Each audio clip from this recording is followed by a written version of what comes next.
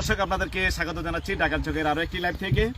আমি এই মুহূর্তে অবস্থান করছি ঢাকার কেরানীগঞ্জের রোহিতপুর ইউনিয়নের মুগারচর, লাখেরচর এবং পোড়াহাটির মাঝ বরাবর যে একটি চক, সেই চকে অবস্থান করছি। এখানে দেখছেন, আমরা এর আগেও দেখেছি এখানে একাধিকবার মদের কারখানা আবিষ্কার হয়েছে।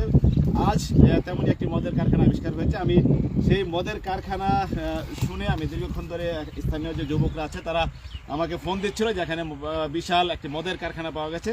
আমি এসে আসলে দেখলাম এখানে বেশ কিছু মদের ড্রাম পাওয়া গেছে এবং এখানে যে প্রস্তুত করা হয়, মদ যে বানানো হয়, সেই তার কারখানা এখানে আছে। আমি সেগুলো আপনাদেরকে দেখানোর চেষ্টা করছি এবং স্থানীয় যে যুবকরা আছে তারা কিভাবে এটি দেখলো এবং কিভাবে পেলো সেভাবে সেই হিসাবে কথা বলছি। আপনারা দেখছেন এখানে মদের ড্রাম, অনেকগুলো মদের ড্রাম আছে।